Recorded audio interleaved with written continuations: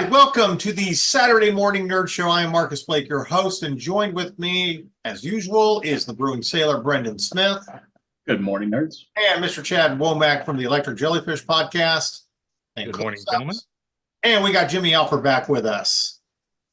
All right, so as you have probably surmised, this is going to be a very interesting podcast just from the title, The Death of Star Wars. And yeah, we're going to get into Nomine Patria et Filii et Spiritus Sancti. Exactly. Now, we already know we're in the wrong because we're 4 straight white males. But I just implore you, hear us out on some of our criticisms. We're not just complaining to complain. Okay, we are lifelong Star Wars fans who know the lore, because clearly some of these fucking people involved in Star Wars don't. Or just don't care. Or just don't care. Yeah. But we're going to save that in a bit. Few items we got to talk about. Very first thing, we're going to start off with gaming. Now, we're not doing a full review today, but I just want to mention EA College Football 25 is out and the hype is real. It is amazing. And eventually, we're going to get to do a show. I'm very playing Brendan Smith in the Army-Navy game, because this will be the first football game he's played in probably a decade. Pretty close, yeah. I mean, I did buy the last NCAA 14. I can't remember what was the last. I think you gave me one of the Maddens, like 19 or 20. Probably. And you're like, I might put this in for a free card, but probably not. I know. But here's the thing about this game. I'm going to tell you right now, I mean, it is not absolutely perfect, but it is very, very close. Yeah, I've been watching a lot of YouTubers on it. I've been watching two I should throw a shout out to because they do a lot of good content is Bordeaux and Not the Expert. And they've been putting out some really good content on it because they got early access to it because, you know, they're big time college football people. So, but yeah, it looks excellent. It really does. Well, if you are waiting to get the regular copy that drops on Friday, correct. What I have been telling people is not play this game like Madden. If you are so used to Madden over the last 5 years, you cannot play this game that way. I don't have that problem. Yeah, you have to change your playbook. You have to be quick. I mean, there is no dawdling in the pocket with quarterbacks. You have to get rid of it within 3 seconds. It's amazing. So, like I said, we'll get more into the game and then the nuances for another show and some of our review content. But yeah, if you're on the fence about whether you should buy it, buy a copy of this game. It is worth the money. All right, other quick reviews. The first 5 episodes of Cobra Kai, the final season, are out on Netflix. If you are a huge fan, you've probably already watched them. Some of the episodes are predictable because they're setting up, you know, the final season and the big, you know, international karate match. But, you know, they're already starting off, you know, very well. And one of the things that I loved about the first 5 episodes is, you know, every time I want to hate John Kreese, you do flashback scenes to remind him that he used to be a good guy. And you're like, oh, you're not totally bad. Also, by the way, Leslie, this is how you make us feel for the bad guy. Just take notes. Exactly. So, sorry, I'm drawing a blank on the actor's name, who has been around for a long, long time. He is such a great actor. Grease? Yes. Martin Cove, I believe. Yes. Martin Cove. I don't know why I was drawing a blank on that, but it's such a great him and Michael Wincott, great villain voices. I know, absolutely. And you know, you talk about like great character development. For those of you that grew up in the 80s, you know, when your characters kind of get over their deficiencies, he was, you know, the main male cop in Cagney and Lacey, who was very chauvinistic. And by the end of that, Wincott. Do what? Which one, Cove or Wincott? Cove. Cove. Really? I didn't know that. Yeah, he was the male cop that was always kind of hitting on them, but you know, the chauvinistic asshole detective. But you know, he had this great respect for both of them by the end of the series, and kind of got over that. Because you know, I mean, it's early '80s, so women becoming detectives was still kind of a new thing, and men are having to get over it. I mean, that's what made that show great. I went back and watched some old episodes during the pandemic, mainly for him, because anyway. But yeah, go ahead and check that out. The other thing I love is Chosen is such a great character. He's got such a great redemption story, and he's hilarious. Like him and Johnny together are just hilarious. And I feel like they kind of keep Daniel grounded when he gets, a little too anal retentive about everything. And as we were kind of talking about before the show, I feel like Cobra Kai is a karate version of Neil Simon's The Odd Couple. It's so opposite. Yeah, with Daniel and yeah. Yeah, but it's just the way they work is hilarious. Anyway, check it out. It's going to get exciting for the rest of the series, and I personally can't wait. All right. Big movie out in the theater this week. Twisters. Should you go see it? Sure, why not? I know I'm not sounding very enthused about this movie, but it's not as good as the original. It just isn't. I mean, it's a big, dumb popcorn weather disaster movie. And the most important factor is everybody looks good when they're chasing tornadoes. You know what? Yeah. If it's not terrible, go toss your local theater some money. They need it. Yeah, exactly. If you're in the Dallas-Fort Worth area or that one place in Minnesota that, the draft house is closed and they're starting to open back up, definitely go pay them some money to see this movie. I mean, again, it's fun. I really like Glenn Powell. He's kind of like the new Matthew McConaughey, and there's definitely some good chemistry with him and, Daisy Edgar Jones in this film. But I think my biggest criticism of Twisters is they miss some opportunities to really connect to the original film. I mean, not having Daisy Edgar Jones's character be Helen Hunt, Bill Paxton's character's, daughter, is a big miss. And being able to pay tribute to Bill Paxton. I mean, really the one nod that you have to the original movie is at the beginning of the movie, a bunch of college kids are chasing storms and they have, an outdated, rusted version of Dorothy, that they probably got from a scrapyard or something. And while that's cool, I'm like, yeah, but this could have been kind of a direct sequel to Also, Glenn Powell comes off much more like Cary Elway's character than he does Bill Paxton's character. Yeah, and I just saw this flash across my screen. Apparently, Glenn Powell is going all in on the 90s remakes because he apparently is set to star in a remake of Backdraft. Okay. So he's gone from Top Gun 2 to Twisters to a Twisters sequel to a Backdraft remake. Okay. Go ahead. So, okay, so here's my thing about who's the audience for this movie? So if they're not making a direct like you said, they miss a lot of opportunities. You're a fan of the original, you know what the original is. Maybe this movie's not meant for you. Maybe they're just hoping there's enough young people who would like this movie who just haven't seen the 90s version. Do you think that that's what they're doing for all these 90s remakes? Jimmy, don't you know we're also none of my nephews or anybody else have seen Backdraft. Yeah, Jimmy, don't you know we're just all supposed to accept what we're spoon-fed from our corporate overlords. Consume product, then get excited for next product. I'm going to check the microchip in Jimmy's neck. I don't think it's switched on. Yeah. Wearing my shirt, supporting the new empire, the new corporate overlord. Like I used to show them love.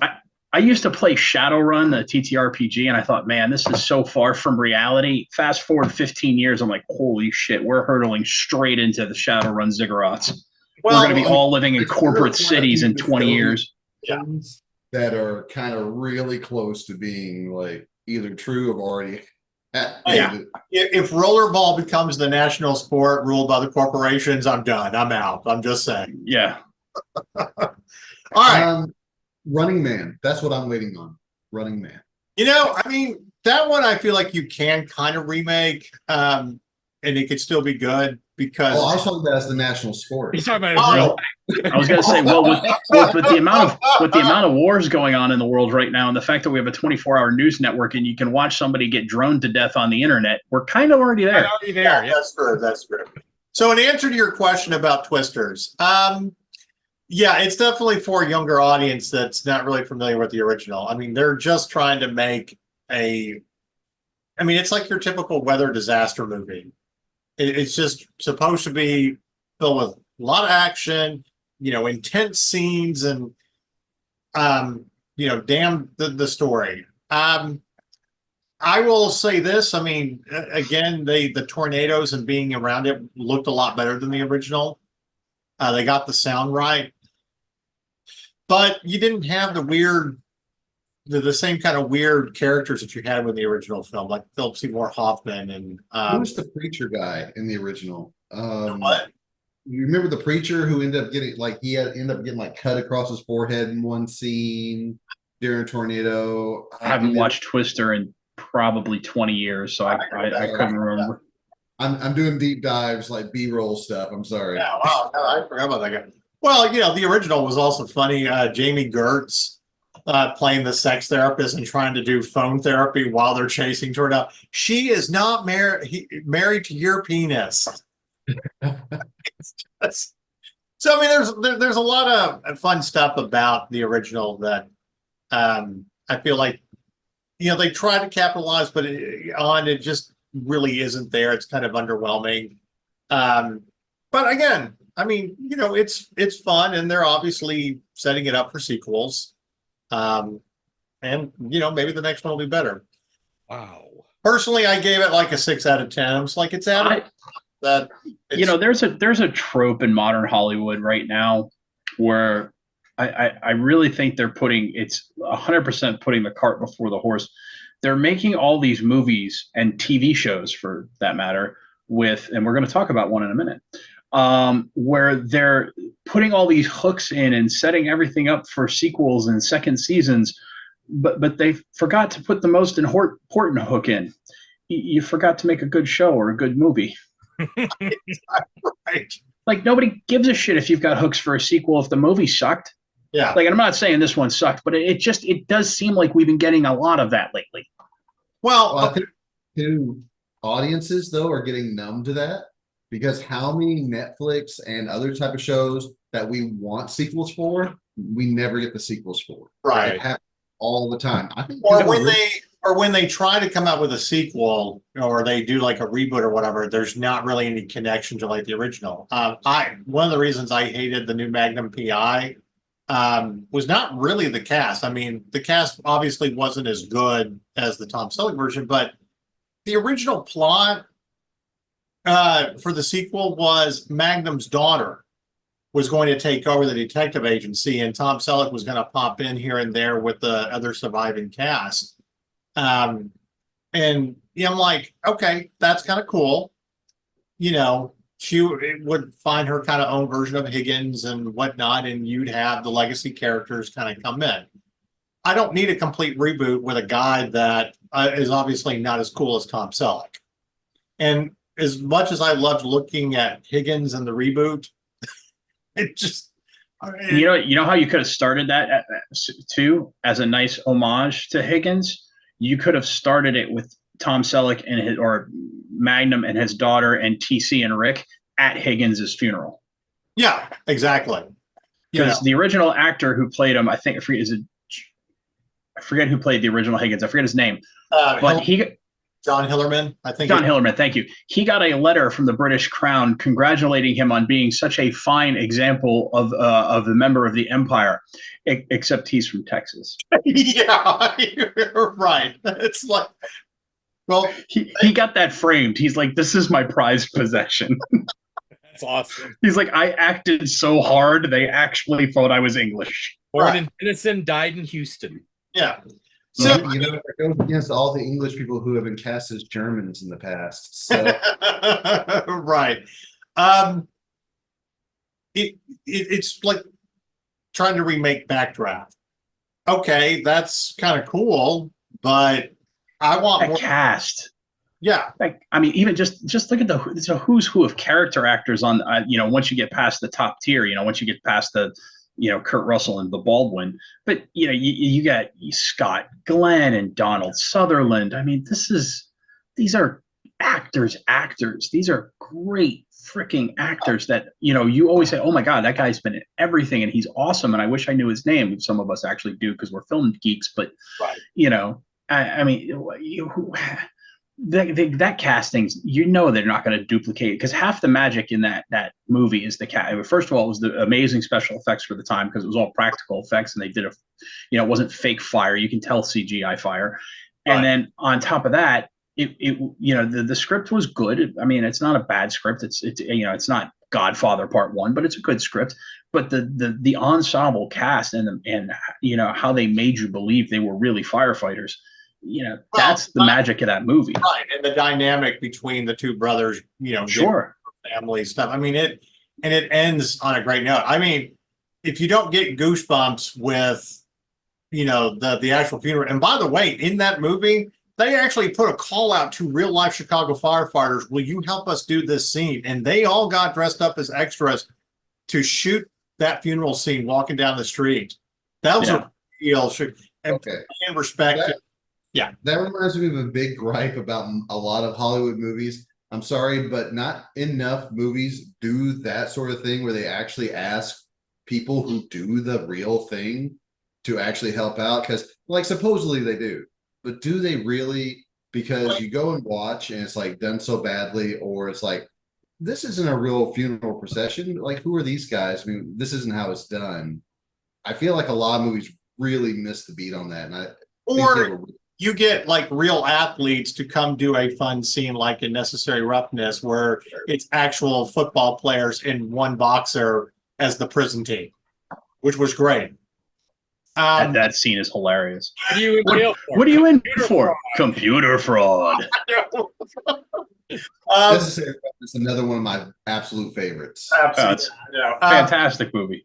You think Disney would ever call the 501st Legion extras in the movie to help fill out some? And I thought that was one of the great things, about Revenge of the Sith. Lucas was like, yeah, can you come help us do that? And I love the photo of Hayden Christensen with the 501st Legion fan group. Yeah. But anyway, this is what we expect from Hollywood and whatnot. So anyway, I'm going to just say, yes, Twisters is a fun movie, even if you see a matinee on a weekend or whatever. If nothing else, like Brendan said, go give movie theaters money. Go enjoy it. Is a really fun summer popcorn movie. We'll leave it at that. One more thing. Sorry, we'll be quick. To your point, who was it who made the point about like I think it was Brendan, about like who are you going to get to fill out the cast, because there were so many great actors in Backdraft. I'm just thinking about it. Most of those actors were all like real dramatic actors. I don't think you actually have a large amount of true dramatic actors anymore in Hollywood. Unless you're going to pull them all off, the stage in London and New York, which Hollywood seems rather reluctant to do, which I think is a shame, because there's actual acting talent there. We don't really make comedic dramas anymore. We don't do romantic comedies anymore. We don't do drama movies really anymore. Like all those big movies where you make big names for dramatic actors don't get made anymore. Yeah. Where do you get the cast? Speaking of one thing, and I'm going to segue into this, because there's one real final review that we have to do, even though it's been out for a couple of weeks. Beverly Hills Cop 4, Axel F. Mm-hmm. The movie that did it right, that brought just enough, the right amount of nostalgia with a great cast. I mean, everybody was great except the actress who played the daughter. She was my biggest gripe. She just was, and I didn't mind her, to be honest. But and what it did so well is, number one, it poked just enough fun at the age of the actors who were doing it. Like, we know this is ridiculous. We're in our 60s and we're doing an action movie. Right. And it also, I first of all, thank you for bringing Bronson Pinchot back. Okay.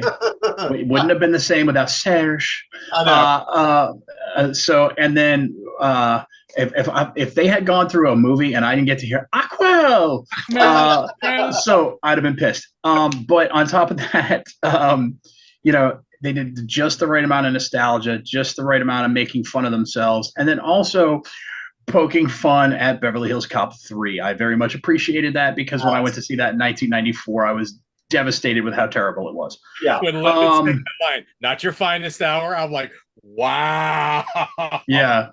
I really appreciated that because I love Beverly Hills Cop 1 and 2. Like, I wore out VHS tapes on those. Same. Okay. Yeah. And, so I was stoked when Beverly Hills Cop 3, they announced that. And I went to go see it in the theaters. And I'm just like, why did they go away from the action comedy and just turn it into a slapstick? Well, and the other thing too is, I mean, this movie started off exactly how it should start off with some good Detroit rock and roll. If you don't have Glenn Beat is on, little Bob Seger thrown in there to get the feel, then it doesn't matter. And I when I watched our review copy, I was like literally texting like Brendan. I'm like, I pulled a Brendan where I literally fell out of my seat laughing so hard at the comment about the Canadian hockey Negro. team. Yeah. Okay. Yeah. Well, that Play for the black men.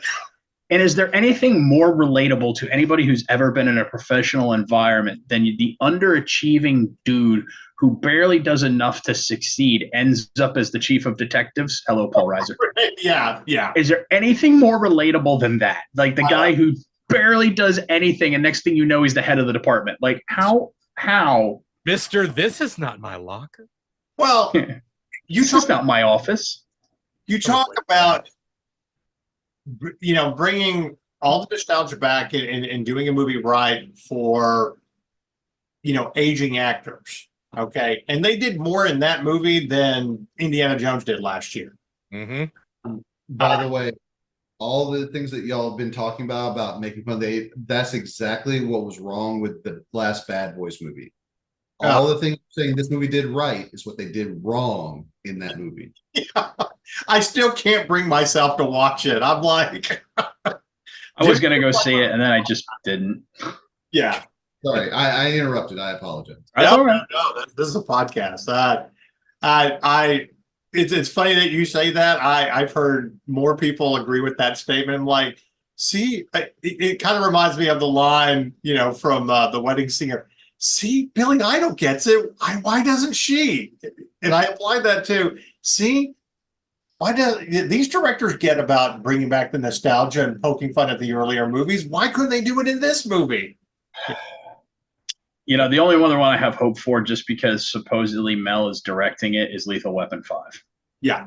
And then that one, they've always kind of poked fun at their age, going back even to the beginning. So, the first one, the first scene. I'm too old for this. Which, by the way, he was 42 when he was getting too old for this. So all of us. Right. But as a character, though, he was approaching his 50th birthday. That's why he was right. Yeah. Hey, I'll say this. Love or hate Mel Gibson, and yes, he had his crazy moment in the spotlight, complaining about the Jews and whatnot, being drunk. He directs good movies. He always has. Mm-hmm. Yeah. This one that's coming up with Mark Wahlberg as the bad guy again, Flight, that looks really good. I am very, very intrigued. When I interviewed Mark Wahlberg a couple of years ago for Father Stew, that was one of the things we talked about is, could you see anybody else other than Mel Gibson playing your dad? And he's like, no, he was my first choice. And he was like, that's, to me, that was the embodiment of Stew's dad right there. The cynic, the hardworking guy. And I'm like, there are certain roles that, I understand that writers write for certain people. And if they can't get that person to be that, it's like, this character is not going to work. Well, I agree with you as Mel as a filmmaker, but I also think that, Mel had his crazy moment, but we also have to remember, without Mel Gibson, we probably never get Robert Downey Jr. as Iron Man. And that's because I don't know if you guys. So I know Marcus knows this story, but when Robert Downey Jr. was going to prison and all this stuff, it was Mel Gibson that helped him get sober and gave him the job in Air America. Because Downey Jr.'s part. It wasn't Air America. It was that movie called. It was The Singing Detective. Oh, okay. Yeah. And, well, I know. Well, he gave him a part in Air America too. Right. But that's how they got to know each other. Yeah. So and then, but yeah. So he's like, yeah, Mel Gibson. He's like, he helped me. He says, you got to find some type of spirituality. It doesn't have to be my morality or much spirituality, but you have to find something that means to you. And he goes, and you have to embrace the ugliest parts of yourself. He goes, he calls it hugging the cactus. Yeah. And he says, yeah, he says, so he was, when Robert Downey Jr. was getting all the awards and being Iron Man and all that, he's like, I wouldn't be here if it wasn't for Mel Gibson. Yeah. So personally, I don't have a lot of criticisms about Mel Gibson's movies. I am a big fan of most of them. The only ones I don't like are his major epics like Apocalypto and The Passion of the Christ. To me, they're unwatchable. I can't. The Passion of the Christ, like, I get it. And it's to bring that level of intensity about the Christ story. It's amazing. But that's a one-time where it's like, okay, to me, that's like 12 Years a Slave. Okay, I had that experience. I am never going to watch it again. And I don't think you need to make a sequel. But at the same time, if you're financing it all on your own because you made so much money from that, respect. Sure. I mean, more power to you. Make whatever movies I guess you're going to make. But I'm just saying personally, like, I'd rather him just make lighter movies. When it comes to The Passion of the Christ, I kind of have the same point of view as Bill Burr when it comes to Roots. It's like, oh my God, they're still hitting him. Oh, anyway. All right. One thing I want to mention, and then we're going to segue into our main topic. I am very excited to actually finally get to talk about that this movie got a wide release because it was the opening night film at the Oak Cliff Film Festival here in the Dallas-Fort Worth area 2 years ago. Butterfly in the Sky, the story of Reading Rainbow. And I remember we all came out of the Texas Theater opening night, like tears in our eyes, like just the nostalgia of Reading Rainbow, and then the story of how, funding got cut because, God forbid, we paid for a show where we, encourage kids to read. But I am here to lead, not to read. I know. And, I know the director, and it was just like, what do you guys got to do to get distribution on this documentary? Seriously. Because anybody who had seen it or gotten a copy, I mean, you got great reviews. So it finally popped up on Netflix about a month ago. Finally. And if you have not watched it, go, even if you don't know the story, if nothing else, dive into early, the acting career of LeVar Burton. I mean, an 18-year-old kid getting picked up and playing one of the most important roles in film and TV as Kuta Kinte. If we don't know anything about LeVar Burton, there are three things: Kuta Kinte, Star Trek, and Reading Rainbow, and that's a great career. Yeah, that's a good trifecta. Yeah, exactly. But anyway, definitely check it out. And his cameos in Big Bang Theory were hilarious. Just saying. Oh, I agree. All right, so we're going to start off this stuff about Star Wars and the Acolyte with this week's Sign of the Apocalypse, because it's a good one. Congratulations, Star Wars Holiday Special. You are officially not the worst thing in the Star Wars universe. Yes! You made it. You are next to the bottom. That's your life day gift. Right. I kid you not. If you look at the Rotten Tomato scores, just the audience scores, Holiday Special is at 24%. The Acolyte is at 15%. Ooh. I mean, I showed that today in a screenshot of just this. Now we'll talk about the critics that are saying the Acolyte are good and how clearly they've been influenced and paid off right to give good reviews. But you can't hide the fact that, yes, the holiday special is officially not the worst piece of shit. I think my greatest tweet on this so far was from a YouTuber, Drunk 3PO. He retweeted Joe Biden's personal account, not the POTUS account, and it just says, "I'm sick." And he replied back with, "Yeah, I didn't like the Acolyte either."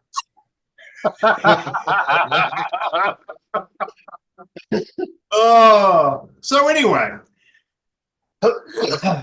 as we get started, I'm going to ask. I made the joke earlier that we are 4 straight white males, and we're already in trouble just because, of that, and we shouldn't be talking about this. So I'm going to ask some very important questions to the panel here. All right, so that we are not accused of, bullshit insults and misogyny and whatever. All right, panel, let's get this out of the way. Do any of you dislike lesbians? What? Yeah. No, yeah.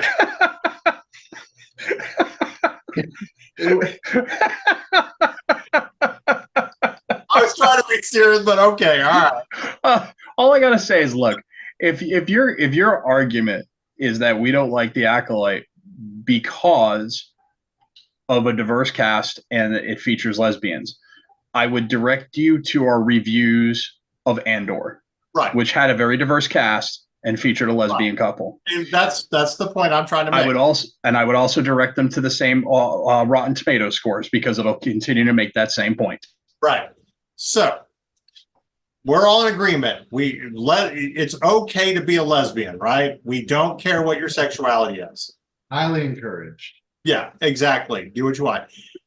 My next question: do you hate female directors who do anything in Star Wars? Does it matter that they're a woman? Big Bryce Dallas Howard fan. Thank you. By the way, it should be pointed out that when they complain about all the male, masculine toxicity against female directors, who hasn't gotten that? Bryce Dallas Howard. Mm-hmm. So we're all in agreement. She's done a good job in the Star Wars universe. We're all big fans, right? I'm shocked she hasn't gotten her own show yet. I would argue that she might have actually done a better job directing Star Wars than her dad did. Wow. Honestly, to be fair, Ron was pilled in mid-production to pull, because Kathleen had fired another director. Shocking, we know. It's not like she hasn't done it 12, 15 times.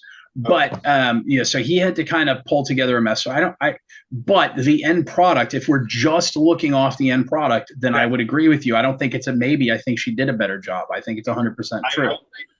And all right. So I'm not finished with my questions. Again, we got to get this out of the way. Yeah. Assholes out there that might falsely accuse us of something. A little Dave Chappelle here. I have been listening to a lot of Dave Chappelle while I print T-shirts. So I would go so far as to say there would be no Star Wars whatsoever had it not been for a woman who is George Lucas's ex-wife.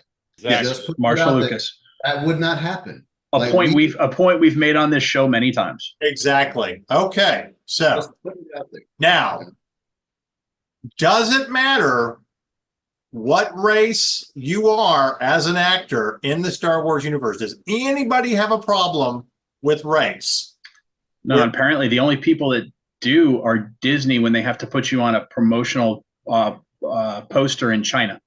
Right. Okay. So there we go. What was Darth Maul's race like with the Zabrak? That's a Star Wars joke. Well, I was mostly talking about we don't have a problem with African American actors, Indian actors, Asian actors, or anything like that. And again, we don't have a problem with female actors, just like we don't have a problem with female directors, right? We're all good with my youngest daughter's name is Ray. Just gonna put that out there. So just to put this into perspective, everybody, we don't care about gender. We don't care about sexuality or race. We are not misogynistic, racist assholes. So we care about good and bad. Yeah. Good acting and bad acting. Good writing and bad writing. All right. Here's my last question. because I can't even believe we're even asking this. Does anybody hate strong female, strong-willed female characters in this group? Anybody hate them? I fantasize about Princess Leia for like Exactly. my entire life. Since If you're a Star Wars 1977. fan, I would hope. Yeah. Yeah. And by the way, if you think we're against lesbians, and as 4 straight white males, that you think we haven't had at least one lesbian fantasy where we're wearing the Jabba the Hutt bikini, you are crazy. And I get one of our gaming staff, because I've had this conversation with her too, Beth, who is a lesbian and getting married this year. She has commented on that too. So again, I'm like, the point I'm trying to make is we reject your bullshit arguments, okay, about why we hate the show. And we're going to dive into what's wrong with this show and the Star Wars universe as a whole. Okay? We will not be gaslit. The show is done by electricity. Exactly. And if you think that we don't appreciate good, strong-willed female heroes, we are people who grew up in the 80s. So we've had Princess Leia, Sarah Connor, Ellen Ripley. Those are just 3. Okay. The character Hell, from Ki Yang from The Golden Child. She was badass and gorgeous. Another one. The Princess Joanna Wally's character from Willow. Loved her. Okay. I mean, Red Sonja. Maid Marian. Mary Mastranio. I'm mispronouncing that, and I apologize. Mary Elizabeth Mastrantonio, I believe. Thank you. Okay. There are plenty of great female heroines that are strong-willed, that are equal to men, that we grew up with and that we love. Okay. Padme Amidala. Yeah, that's another one too. I'm like, Star Wars doesn't like. Well, we did kind of like Padme, Queen Amidala. That's so good. Oh, so good. Yeah. So again, Sabine, freaking Bo-Katan, Cara Dune, hell, you had in one episode of at the end of season 2, you had 4 badass women mowing down an entire ship full of stormtroopers. Right. Where was all the misogyny there? Yeah, because all the guys were like, "This is fucking badass." And by the way, if we're such misogynistic assholes, why do we love Starbuck from Battlestar Galactica? Still, one of the greatest pictures on the internet is Starbuck and Starbucks smoking cigars in the Starbucks. I know. Dirk Benedict and Katie Sackhoff sharing a cigar. So again, by the way, her podcast is really good. Mm-hmm. Oh yeah, I listen. You can take your bullshit arguments about misogyny and shove it. Mm-hmm. All right. Now, again, this is titled The Death of Star Wars, so I'm going to simply ask the question, and as we get into the show, is Star Wars officially dead? Have they gone so far? When I say they, Kathleen Kennedy and her fucking minions and everything that and her, whatever she wants to do, completely destroyed Star Wars as we know it. No. Personally, I kind of say yes, because it's not the Star Wars that I've grown up with. Now, I'm not saying it's everything me personally, or like everything, because I still have faith in Jon Favreau and Filoni. However, anything that she is kind of over and all the directors that she's like hiring and stuff, this shit's not turning out good. And I think most of it comes down to the fact that you're hiring people. It's like you're doing female affirmative action to fill a quota because you think the force is female. Okay. But you're hiring people that don't understand Star Wars. Or don't care. Right. Or don't care. Or literally have never watched it in the case of some of the Acolyte writers. Right. And Leslie Headland said that was advertised that as a selling point. Oh, so basically you're The Witcher all over again. Exactly. And here's to answer your question though, Marcus.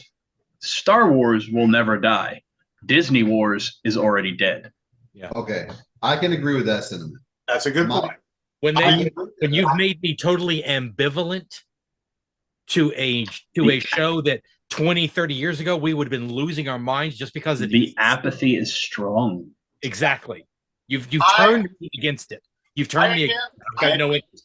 That I have the title "The Death of Star Wars" for shock value, because I think that question needs to be asked, and I think Brendan brings up a good point that the original trilogy will live on, and the prequels, and some of the cartoon stuff, and the books, of course, and the video games, all that stuff that was well written, well done, and beloved by all the fans. right?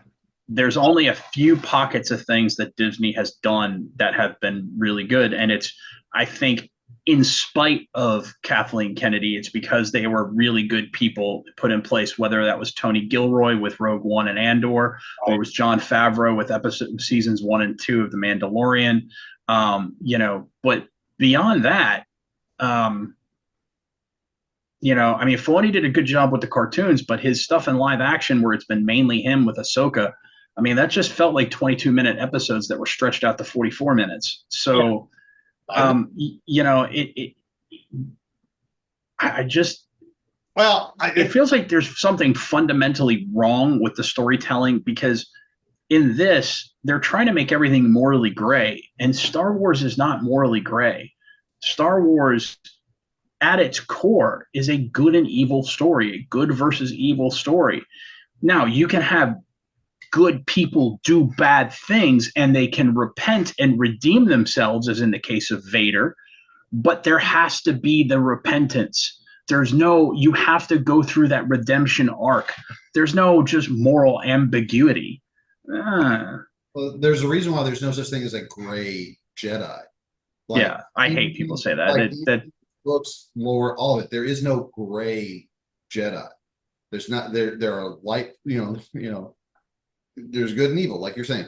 But all of this that y'all are saying kind of reminds me of, like, you could have made, and I know I'm bringing a whole different franchise into this, but the Star Trek franchise, they have good movies and they have terrible movies. They have good shows and they have terrible shows. They've had cartoons, everything in the world. They've made all the same mistakes, except they were never owned by Disney and they didn't pump out as much bad stuff as quickly. Also, they've never outright disrespected their legacy characters. No. Okay. That's a huge issue with a lot of fans. Yeah. Well, I'll say this, because I finally finished up the final season of Discovery, and while it is not one of my favorite shows, all the callbacks into the lore and the legacy of Star Trek were there, and there's great respect to that. Every show has done that. I think we do have a problem with a production model, though, rather than just the franchise itself. I think this is a overproduction problem. They're pumping too much stuff out, and when you do that, you lose too much quality. Well, that's part of it. Yeah, I do think that's part of it. And I think Marvel's suffering from the same thing, and it's because Disney, they put out Disney Plus, and they had to have content, and in order to get content and drive subscriptions, they just started churning out. So talent dilution is a part of it, but I think it's only a part of it, because at the very core of some of these stories, the problem isn't just too much. It's not enough of what makes Star Wars, and that's a very basic thing.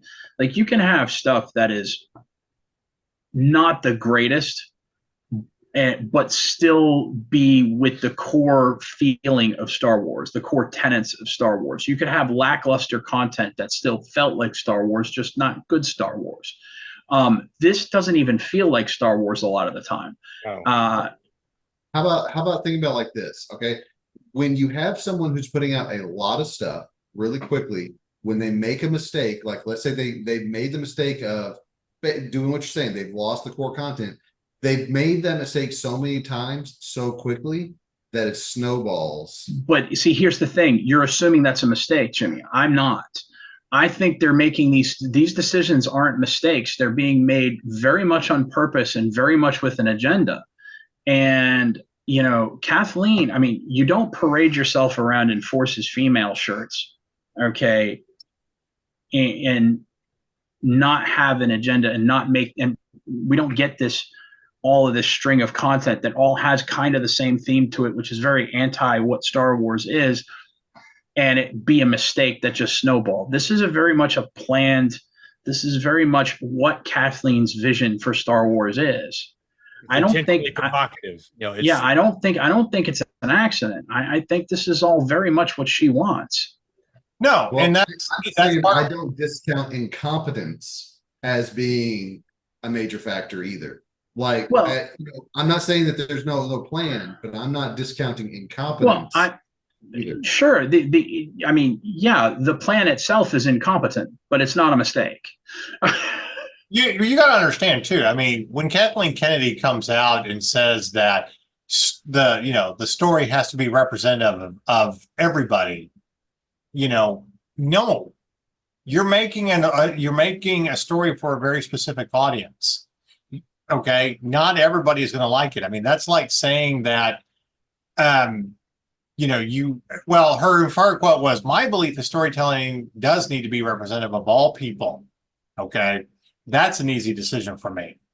Storytelling is, you have your particular audience that's going to like it. That's like saying that I need to write romance novels for everybody. No, know your audience with it. Okay, if that were true, I would have solved the story problem in Star Wars a while ago. Well, and here's the thing with the whole, it has to be for everyone. It has to be representative for everyone. No, it doesn't. The Lord of the Rings is the second or third most best-selling book series in all time, behind Agatha Christie and God, whichever, Bible, Quran, Torah, whatever you read. Okay. So it's sold in over 100 countries and translated over into 90 languages.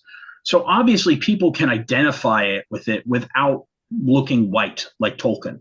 Okay.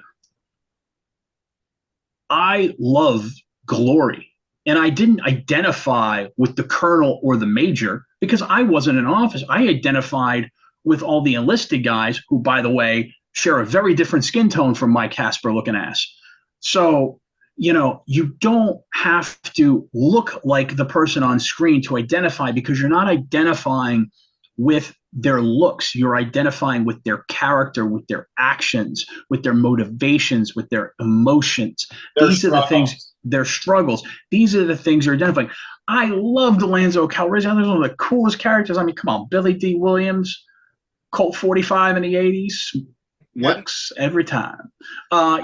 These are some of my favorite. We were just talking about another movie, Beverly Hills Cop. Do you think I watched Beverly Hills Cop because of Judge Reinhold? No, I watched it because of Axel Foley. I watched it because of Eddie Murphy. I watched Coming to America, Trading Places, all these great Eddie Murphy movies. By the way, what an amazing run that man had in the 80s. Sorry. I didn't have to look like Eddie Murphy in order to say, wow, that's an amazing movie, and to enjoy that movie. To Brendan's point, the only thing that should be representative of the story that identifies with an audience is the common themes that we all with in life. And those are seen through the struggles that we have, the struggles of, good versus evil and stuff like that. And that happens among all races, all genders. Okay. It doesn't matter if you are specifically trying to fill a quota or make it so politically correct not to offend someone. All you've done is offended people, because it takes away from the overall story. I think looking at the Acolyte, and there are two things I want to say about the production model. A lot of these stories, and we've talked about it before, aren't meant to be a series. They're meant to be movies. Okay, they need to be concise in their storytelling, and you're stretching them out to try to fit a series and keep up with subscriptions and all that. The Acolyte's another great example. This could have been a 2-hour movie. Okay, it would not have been a good movie, but it would have been a better format of storytelling than what they did. Actually, if you take it, that's one of my gripes is about the actual length of the show. If you take out 5 minutes from the beginning, from all the intro and all that other shit, and the recap.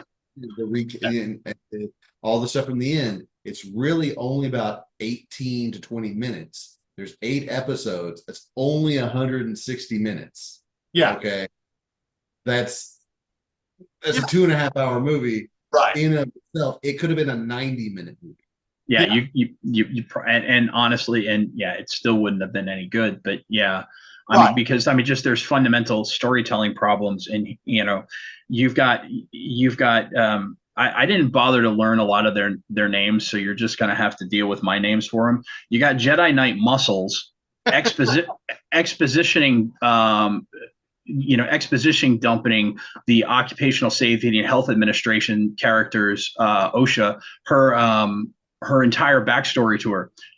Dude, she knows, she lived it.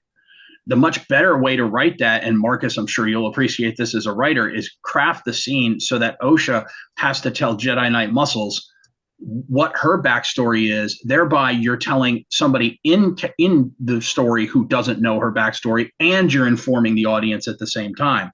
Right. That's the proper way to do it. Then 30 minutes later, he forgets that she has a sister. He's shocked to learn that she has. Dude, you just said you read her file and her sister died. Come on, man. Yeah, did the writers forget this? You're not even keeping up with your own lore that you're retconning. It's just lazy. And then the last episode, that stupid little freaking thing that was supposed to be cute that I just wanted to punt off the screen every time he was on the screen, who thinks he was a martial artist, he just all of a sudden flips sides, decides he's not on Jedi Master Squid Game's side anymore, and rips out all the cords, and so they have to land so that the plot can happen. Like, I'm sure they're going to come out and say he was forced, mind tricked into doing it, and that's fine, but you have to show the audience that. You can't tell them after the movie's over or the TV show's over. One of the things what you just mentioned, though, is one of the major sins of most of all Star Wars movies since 1998, is that they have to put one cutesy character that looks fluffy and cuddly. Well, actually, since 1983, but yeah. You forgot the Ewoks. Not the Ewoks, yes. Okay, fine. No problem. But they've been doing it for so long. Got to sell them toys. Got to sell those toys. That's what they care. There's only one cutesy thing that we really needed in anything Star Wars that fit with the story. Okay, and I'm telling you, and that dude, that thing is so annoying with it. Yeah, it's not selling any toys. Everybody's just. Huh? I don't know. Alien dog. I don't even know what that is.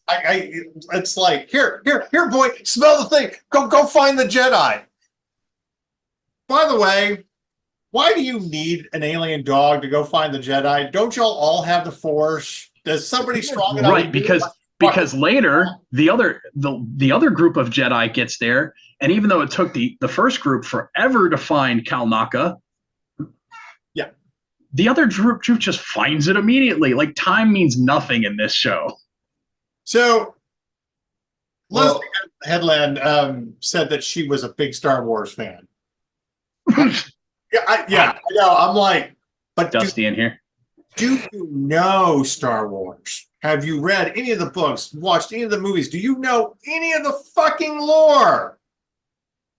As a writer, and you guys have heard me complain about this, if you do not know your own lore, get out of the fucking sandbox you're playing in.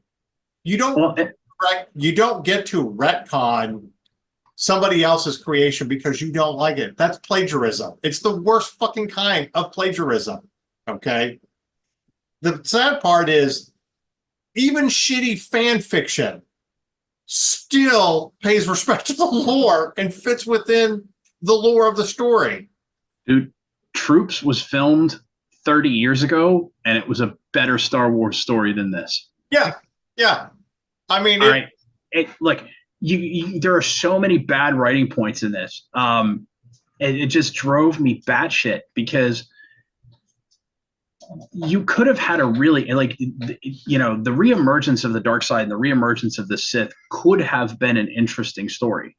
But the only way that this show could have ended, where I would have been like, all right, is instead of just showing Plagueis creepily sticking his head out like this, is if Plagueis come out and killed everybody.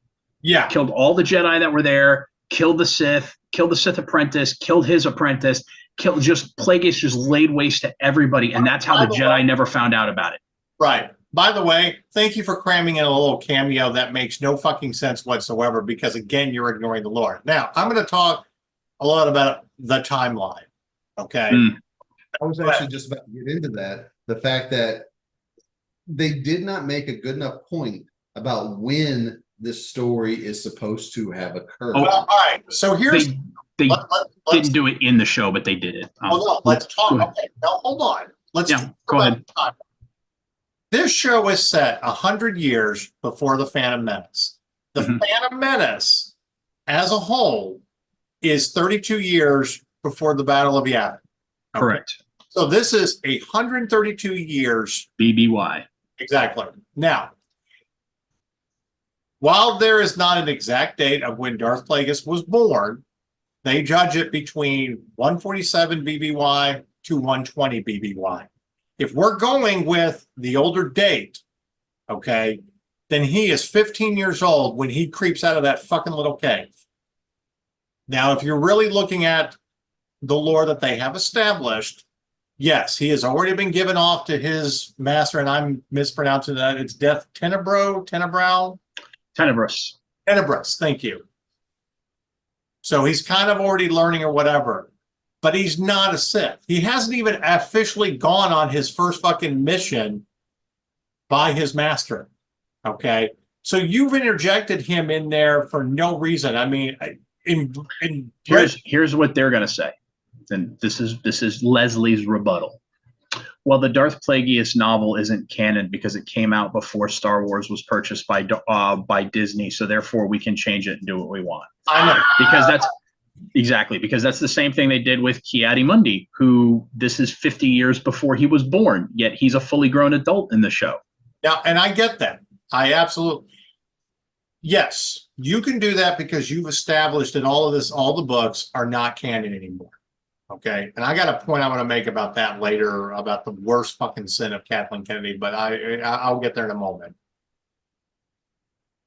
You have to establish at some fucking point the age. You can't just throw out some little creepy cameo and not explain really what it is, that only the hardcore fans know what it is, that are relying on stuff that has already been established.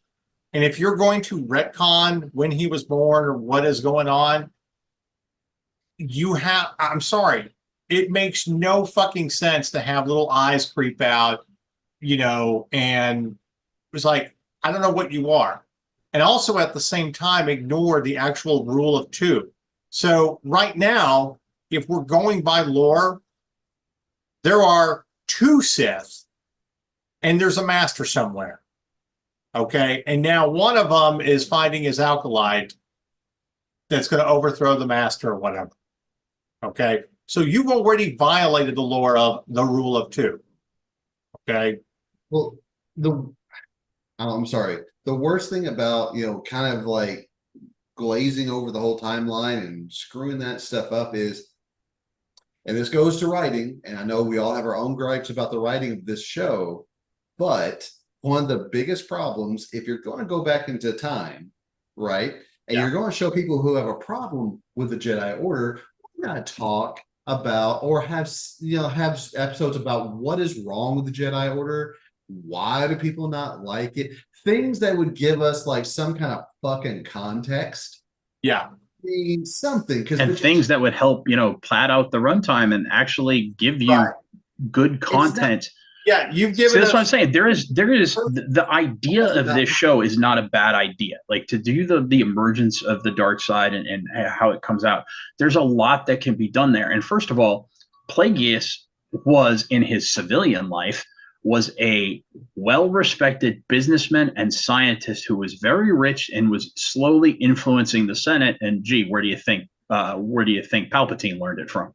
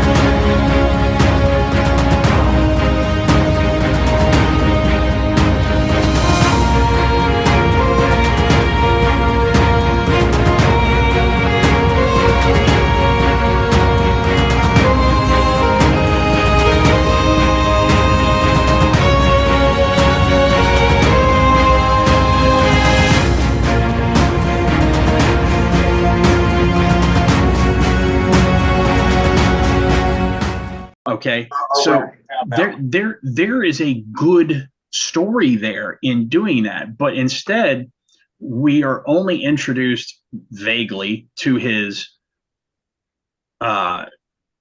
apprentice, and then they use him as a way of saying, look, this is how he found out about virginses in the Force, and this is why Anakin was created. Oh, come on, really? Like, why did you have to go there? Like, they shouldn't. Already ruined the whole myth of the importance of the chosen one anyway. Right. Talking about a covenant of witches and how they have created life. Okay, I'm not upset about the covenant of witches looking at the Force differently than Jedi. Yes, that's a good thing. Yes, those kinds of people, like, there are different kinds of religions that conflict with one another. That needs to be explored. There are fanfics and there are actual books that include that. Right. Yeah. The problem with this covenant of witches is them manipulating life. I don't even have, if that's where some of these major characters are going to learn it, fine, whatever. But there are two questions that you got to ask, or that I need to know, that you can't explain because you're a shitty storyteller. A, if someone is manipulating the midichlorian count to create life and then insert whatever Force embryo into another species, why is she cranking out humans? Right. That was the first thing I said, is how are they not Zabrak? Right. It was a Zabrak egg that was manipulated. Yeah. Is this, How about just giving us? is this the Star Wars version of interspecies, erotica that you're trying to tell? Well, we get to that later in the season, but yes, 50 Shades of the Sith. Anyway, It just doesn't make sense in any logical way. And then if there is a way that's supposed to make sense, you haven't explained it. And I do love how lightsabers can kill incorporeal beings, but they can't kill corporeal beings that get stabbed. Like, Sabine's fine, but Anastasia dead, even though she was partially missed. It's Okay. like, yeah, go ahead. Fuck off, show. I have a whole problem with that whole. So okay, here's I have a whole problem with that entire arc of this series. One, they should have given us way more episodes about the witches, because they were honestly the most interesting part about the series, in my opinion. Two, it shows us that Jedi can be dumb, and the idea of having dumb Jedi is not necessarily unheard of, but if you're going to have dumb Jedi, No, it's actually, no, it is unheard of, and this is one of the things that I hate about the show the most. The Jedi aren't dumb. You can consider the Jedi naive because they've had 1,000 generations of peace, but they are not dumb. And in this, they make them. We have dumb Jedi, like when she goes and kills the floating meditating guy, the old Padawan. No, okay, no, but I'm saying this show is dumb. But my point is, outside of Disney Star Wars, we know exactly what the Jedi and the Sith are. George has talked about it many, many times. And what they're writing right now is something that I have gone off on many, many times on this show. And that is the deconstruction of our heroes. It is trope in modern media, and it drives me insane. I'm sick of our heroes, whether they be an individual or a order, in this case, a group of heroes, being deconstructed. Oh, they're not really as good as you think you are. They were actually kind of corrupt and kind of stupid and no, that's not what the Jedi are. And if you think that, smack yourself twice and leave. There's the door. Don't let it hit you where the good Lord split you. If you're going to have a corrupt Jedi, okay, they've turned to the dark side. It's that black and white, and we don't explain it any other way. And those are good things to talk about. There are Count Dooku. I love the Jedi Tales where you get his perspective, where he's coming from and why he switches sides, and why he is talking about how he feels like the Jedi are corrupt, and it leads into the themes of what will shape Anakin's view of the Jedi when he's falling. How Barriss Offee gets driven by war to see the Jedi as having, missed their calling, and she goes to bomb the temple, but because she's now turned, she's been corrupted. Okay, she doesn't take responsibility for her actions. She tries to get away with it and get out of it by framing Ahsoka. Okay, because that's what that's what turning to the dark side is. It's the selfishness, like Jedi Master nepotism.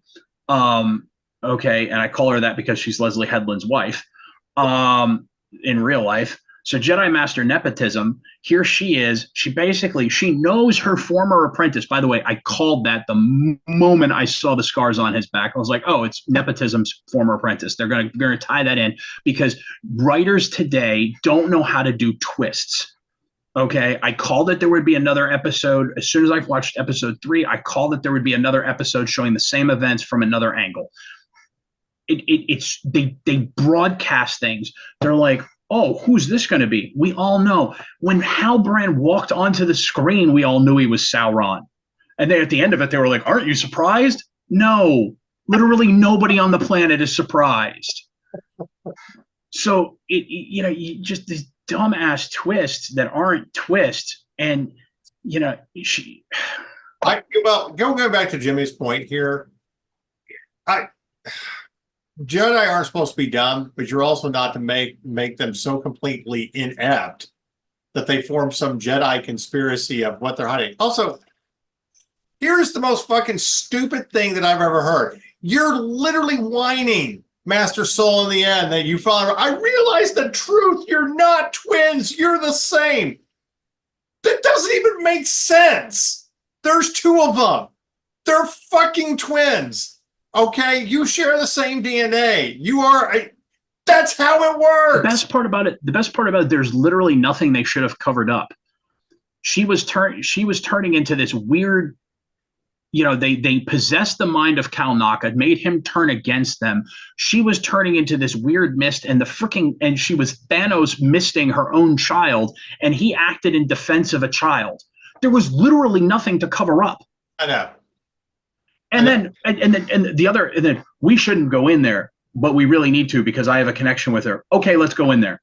Really? That was Jedi Master Trinity? That was your one contribution to the show? Yeah. Okay. And last thing I got to get off my chest because it's been bugging me this whole time. The entire coven just dies from cringe. I'm sorry, they died from having their Wi-Fi connection severed. What is this, the Matrix? Is it really Jedi Master Trinity? Did she pull the plug on them while they were still in? Okay. Yeah. I mean, okay. Well, it seems to me that the entire series fell into one of the classic blunders of bad writing. Never get into a land war in Asia? Yes. Thank you. I'm glad someone picked up on my reference there. But it's literally Marcus. Every time you have a problem that can be easily solved with just talking to the person next to you, not even like heart-wrenching, just casually, it's like, oh, by the way, such and such happened. And then the movie doesn't happen. That's bad writing. Yeah. You can solve every problem with a simple conversation. That's bad writing. You're creating unnecessary conflict to try to tell a story that isn't unnecessary. Also, let's get to the point here that your new apprentice is so inept and so full of revenge and blah, blah, blah, that by the time she gets to the last person, I don't really want to kill you. I just want you to tell the truth. But then my sister's the one that fucking turns. Also, to save my sister, I will make a deal with you and become your apprentice and a Sith Lord. Well, that wasn't the deal. She thought the sister was dead. No, at the end of episode 8. Yeah. This happens at the end of 8. And then they wipe the sister's mind. Right. To save her sister, she's going to go become a Sith Lord. Again, that's not how it works. You're upset with the Jedi. It's not, and you're not even really upset. Also, that's a fundamental misunderstanding of the Sith because that's a selfless act. You become a Sith because you are selfish. Thank you. You literally. More of those Jedi, the original Jedi, would have become Sith or at least dark side or troubled or something by doing what they did anyway, because everything they did was dishonest from the get. And first of all, and then I'm sorry, but Jedi, I don't understand why Jedi Master Tommen Baratheon killed himself. Because so guilty after being in a forced coma for 10 years that I will drink the poison. And it's like, wait, I'm sorry, you feel guilty because she mind raped you? Which is literally what happened. I'm sorry, but in this era, it's only 132 years, in the past. The idea of someone can kill you without a lightsaber, I'm pretty sure with killing someone with the Force had existed for millennia, according to the lore. The whole dying shitty way that just makes them look more inept. It's just ridiculous. And the whole you can't kill them with steel. She literally just killed a Jedi Master with a knife, dude. Like 5 minutes ago. Like, did you not watch? Because I watched. And then and then also, are you familiar with how Sith train their apprentices? I'm pretty sure he's force choked her already. And given the whole 50 Shades of the Sith thing, I'm pretty sure he enjoyed it. Yeah. I will say that actor, his name is Manny Jacinto, or yes, Jacinto, however you want to say it. Given a better script, he'd be a phenomenal villain. Yeah. I love no problem with him. He was in The Good Place, and he is like one of the best characters in The Good Place. Yeah, he's a good actor. And I actually, the reason I don't give this show a complete 0 is I do like some of the lightsaber duels. He was very good. I think I wanted to flesh his character out a lot more. Okay, where he's coming from, who his new master is. And there's a lot to explore about, why he kind of left that you don't get there. But it is so predictable what's going to happen with, and by the way, they're not the same. I'm going to harp on that. They are not the same. They're sisters. They're twins. Okay. You can say clones, but it's still to your point. Not the same. Yeah. Well, part of the metaphor of the balance of the Fourth is how prevalent twins are. Okay. And that has been a theme that has been explored now. Skywalker. So what you're saying now is that it's really not important that they were twins. It was actually an accident of the Force. So another thing to cheapen the original trilogy. Right. Exactly. There's so many pet peeves, but again, here are the two biggest for me. Again, you've ruined the mystique of the Chosen One prophecy with Anakin. Okay, by having somebody else try to create and these characters or whatever and stuff. And there's just so many more better ways to have written that. And I don't have a problem with Darth Plagueis, learning about the Virgins and starting his journey of learning how to manipulate and all that. That gets into how Anakin becomes. I mean, even if they don't physically create it, just all the manipulating and all the bad shit that comes out of that, the Force to correct itself would create Anakin. Okay. But that also leads into how powerful that prophecy is. Don't shy away from the prophecies that you create and how important they are. I'm struggling with that right now in my own fantasy series. There's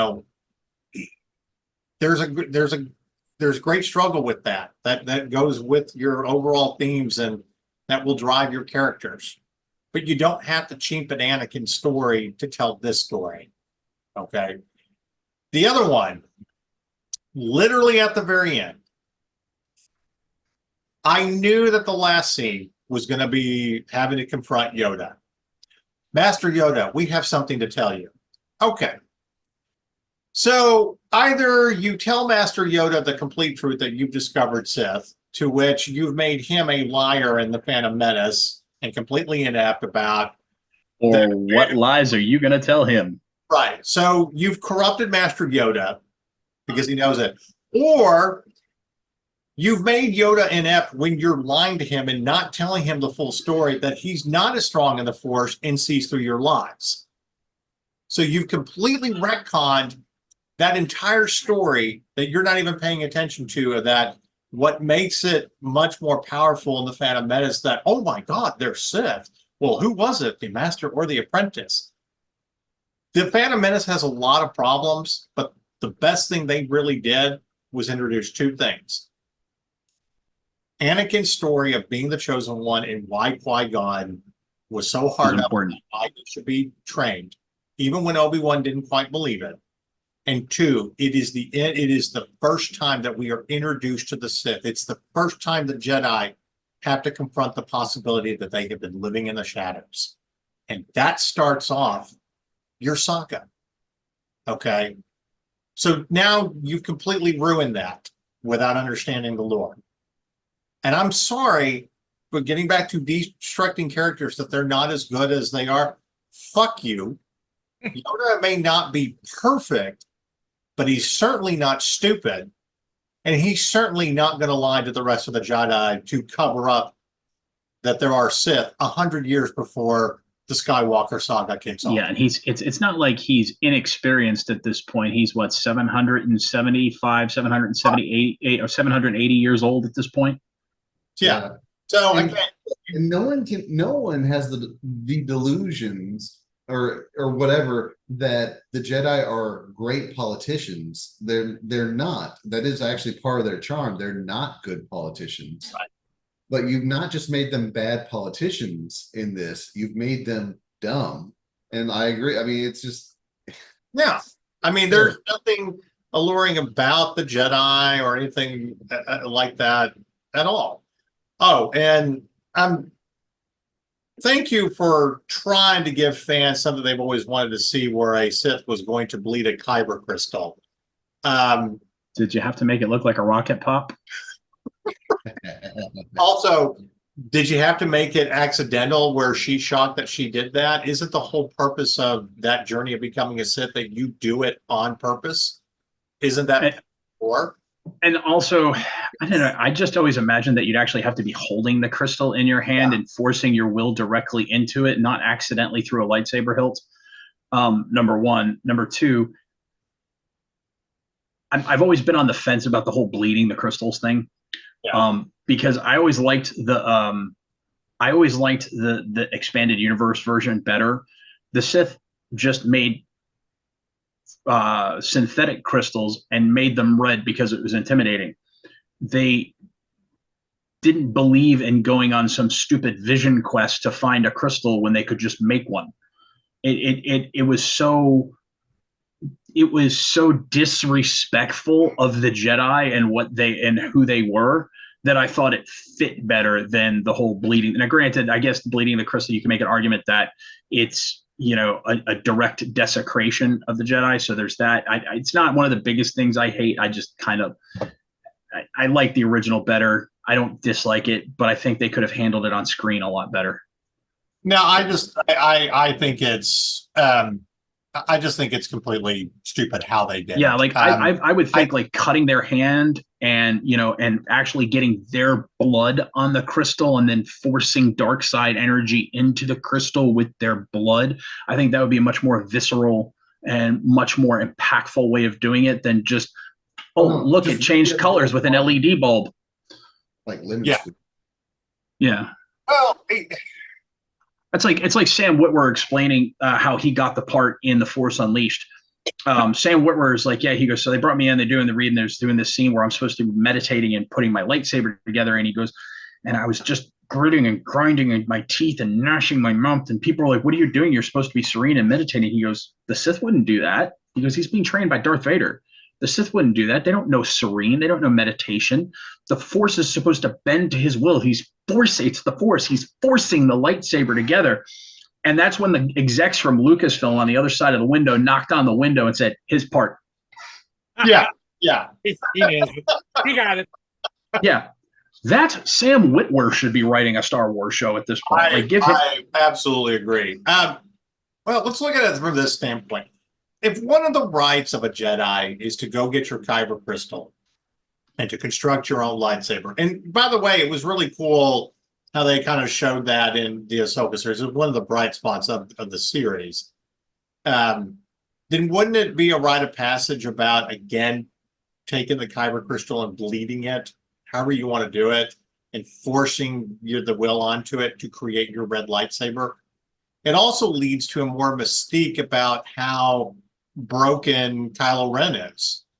in the stuff that, it's still unstable. So it's not a pure bleeding of the kyber crystal. Okay. But I feel like it's much more poignant when it becomes a rite of passage. Or one of the steps that you have to take, to be this new thing. Yeah, she doesn't get it just because she picked it up off the ground. Right. You're angry, sure, but it just sounds like you're trying to force it and make it like, oh, cool, she finally believed in kyber crystal, but she didn't know she was doing it. Okay. And I feel like the writers have confused passion, which is like a Sith thing, like it is, like the deep emotional passion, with a moment of passion, like she killed the guy in a moment of, she killed Soul in a moment of passion. That type of passion is fleeting, and you can still be the same person or you become a better person afterwards. It doesn't mean you become a Sith because Right. you did something bad. You also have to choose that path. It isn't. Well, that's what I'm saying.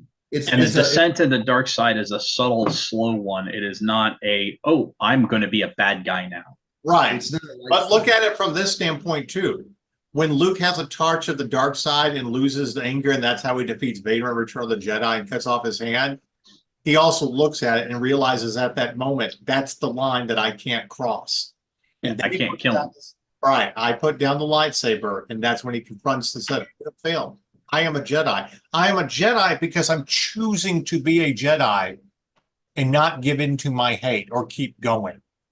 Okay. So it has to be a choice, not accidental. And I think they just absolutely missed the point of that. It's interesting when these people that get hired to be writers that don't know anything about it, and then you kind of get rid of the people that actually know anything. And I feel like that's probably a case very similar to the Witcher series, with Henry Cavill. It's just all of these people that are becoming writers on these shows don't understand the material. They've never done anything, and this is why I complain. It's like if you want to create something, yes, create your own story from the ground up, do all the world building and all that. Do your own thing. Don't ruin somebody else's legacy. I mean, we did a review over a show just like that. That's on Netflix. I was just about to say, I said, go make your own Rebel Moon. Leave this shit. Yeah. Well, I mean, love or hate Rebel Moon, at least it was his own thing. Exactly. That's exactly the point. Yeah. Yeah. Don't pee in somebody else's pool. Go build your own pool and pee in it. Right. Even if it's very similar. All right. What you were just saying though about the writing, I think this series missed on not just the writing. Like they got writers who didn't know anything about it. I think they also got the entire production. I don't think they had anyone who knew what they were doing. No. Because this is one of the complaints I want to make. Like costume and makeup bothered me to no end. This is the materials for the Jedi robes looked awful. I know. The worst looking show they've made ever. If you really look at all the Jedi robes in the prequel movies, they're regal and thick, and it's like you got a potato sack and like sewed it together to. I mean, I've seen cosplay better. Yeah. You know what it looks like? It looks like they went from having people in costuming that are used to working on Broadway. Okay. So where everything has to be big and it has to be very bold and easy to see, to getting people who are used to doing low budget TV shows. And it felt like a low budget TV show. It did not feel like they were spending almost $1 million a minute on the show. Oh, it looked like they gave them all gift cards to Spirit. No. Yeah. Okay, so for instance, the Padawan that had the white and orange makeups with the horn and the screwed up, haircut. One, that was the ugliest character in the whole show. Two, it's because it looked like a low budget sci-fi movie character because Farscape. It looked like a Farscape. Yeah, I was just about to say it looks like Wow. it But wouldn't at pass least with muster on Farscape, he had good storytelling. No, nothing against Farscape, but Farscape is that's what it is. This is fucking $1 million a minute Disney Star Wars film. Hey, maybe it was their homage to Roger Corman. Like, we're gonna make kind of shitty outfits, out of respect for Roger Corman. But it's like, I don't know. I can't. Roger Corbin's thing looked bad and fantastic. So yeah, so just to give you an idea, that's weird. Farscape had a budget of 1.4 million per episode. This had nearly $1 million per minute. Exactly. And so it shouldn't. So Farscape should look the way it looks, and that's okay because the storytelling was so good. It doesn't matter how it looks. You get lost in the world because of the action, because of the actors, because of the story, because of the work that the puppets did, and the voice actors and the puppeteers. All of it comes together to create something bigger than the sum of its parts. Whereas this, we don't even know where the money went. Like, seriously, did they spend 10 million on this and Leslie and Kathleen pocket the rest? George, the Muscle Bro Jedi, his haircut looks straight out of 1989. You know what his haircut was? His haircut's the same haircut that's been used. It's the ever since Black Panther. It's the Killmonger cut. Oh my God, it's terrible. Think about it. It is terrible, but it's being used like Killmonger had it, so now everybody's got it. All right, Osha and May look like their costumes and hair were done by the same people who did Sister back in the 90s. I was thinking at first, I was like, why does she have Rick James's haircut? I'm Rick James, bitch. Okay. I will never. I still can't get over the lightsaber hair. Okay, how is it that Jedi Master Squid Game can read the minds of certain characters, but he can't smell the burnt hair and figure out that, hey, this one's not who she claims to be. That smell lingers. That smell lingers. And let me tell you, if it's a weave, it lingers even longer because that fake stuff. I mean, I've got some friends who are black ladies, and they are lovely women. I love them to death. And let me tell you, what those ladies go through to be pretty for their men. If you have not seen Good Hair with Chris Rock, it's eye opening. But if that stuff burns, they will tell you it's not fun. I want to say this about Manny Jacinto, who plays the Stranger or Kumi or whatever the fuck his name is. Kamir, I believe. Kamir. Maybe that's it. I don't know. Wait a minute. It's drunk Gabriel Iglesias. Either way, you still look like the goddamn Gimp from Pulp Fiction. But whatever. Darth Gimp or Smilo Ren, whichever one you want to call it. Smilo Ren. I agree with Jimmy. He was great in The Good Place. If there is one compliment that I can give him in this is, I want to see you in a samurai movie. Oh yeah, you were a badass. Maybe if they do a Ghost of Tsushima movie and cast him. Supposed to be. If you're one of the guys that he recruits, by all means. Yeah. Also, I joke about Lee Jong Jae and calling him Jedi Master Squid Game, but that's because I couldn't be bothered to learn the names. Although his name was Seoul, right? So they got the guy from South Korea and they named him Seoul. I know. And they named him Osha May. Osha May is literally a feminine brand of soap. You can look it up. Yeah. Okay. Well, every time they yelled Osha, I was like, "Oh shit, the union's in trouble on set." Yeah. So we had OSHA, and then we had the Occupational Safety and Health Administration, and then we had Fannie Mae. Yeah. Two complaints about casting.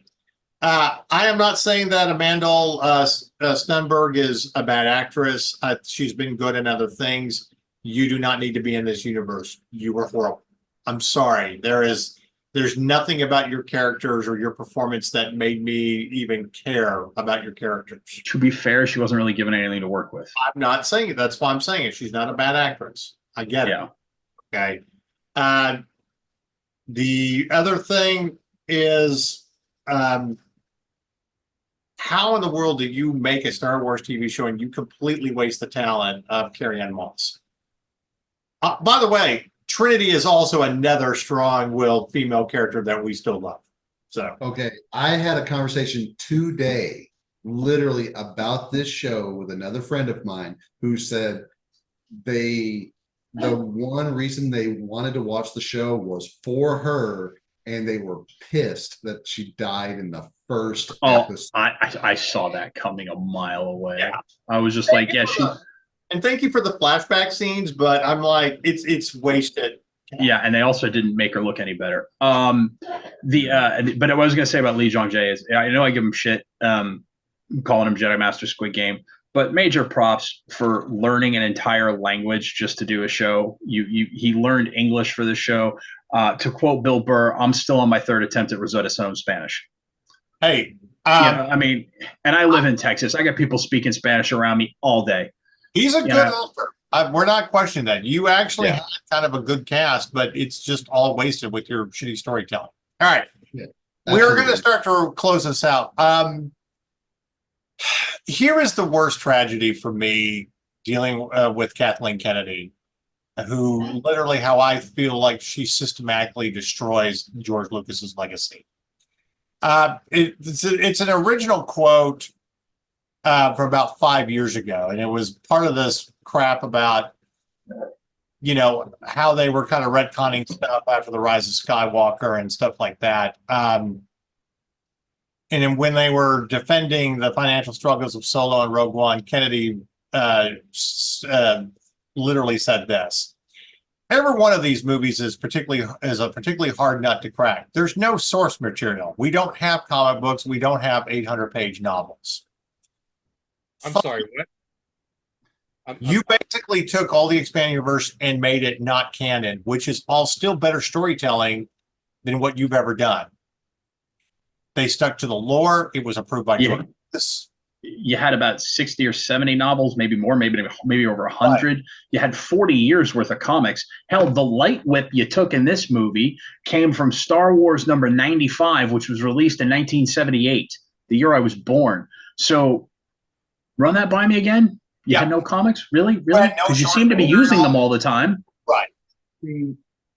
So when we talk about what the stories should be, okay, you had a perfect roadmap with the expanded universe of everything you could have done. Now, I get that you couldn't start off with the Heir to the Empire trilogy because all the actors were older and whatnot. What you could have done is started off, like, if you literally made Kylo Ren and Rey, Jason and Jaina Solo, and you start the trilogy off with he, you know, gets captured and then he starts to turn to the dark side, and the trilogy is about him.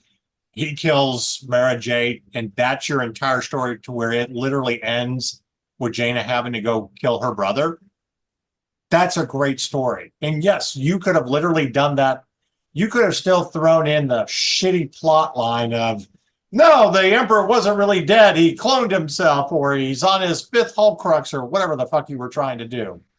Okay. Hell, you could have even done Heir to the Empire as animated films. I know. You could have done that as a precursor to tell where they were 30 years, and you introduce the next generation. And you could have introduced beloved characters like Kip Duran, Kyle Katarn. Exactly. Talon Card, Booster Terek. You just didn't want to do it. How about this?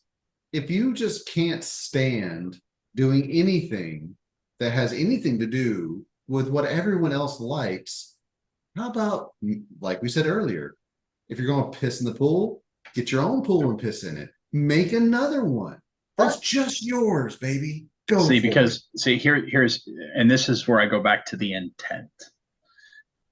The intent by Kathleen Kennedy was she was going to show all of the old boys club that she could do it better. Yeah. The worst, and because she was tired of hearing about George and Stephen and her husband Frank. Yeah. And you know what? You want to play with the big boys and act like that you're a big shot and you're just as good as they are. Go create your own world. Build it up, do movies or whatever, and prove everybody wrong. You don't piss on the legacy of somebody else, and that's all you've done. Okay? Here's the deal. No one ever proved that they were better at something by taking something that someone else did and changing it. No one ever made themselves. No. No one ever proved they were better doing that. They only ever proved themselves better by doing their own shit. And, or at least by taking inspiration and then turning it into something good. I mean, if you look, Star Wars is a mishmash of spaghetti westerns and Kurosawa films. Yeah. And then if you look at Mandalorian season 1 did such a good job, and it captured so many hearts because it wasn't trying to copy Star Wars. It was trying to be a love letter to all the same things Star Wars is a love letter to, spaghetti westerns specifically. They just happened to do a space opera spaghetti western. So it had the right tone because it wasn't trying to be a cheap copy of the original. It was trying to pay homage to the same thing the originals were trying to pay homage to, and therefore it had the air of authenticity. You know, the sad thing though is the Jedi Fallen Order games, both 1 and 2, are still fucking better stories because you get another great character that you kind of get to play with and see them develop. And by the way, another awesome female character of color too, Seer Junda went toe to toe with Vader. I mean, she lost, but went toe to toe with Vader. Pretty badass. Yeah, and I mean, I have no doubt that Star Wars Outlaws that's coming out next month.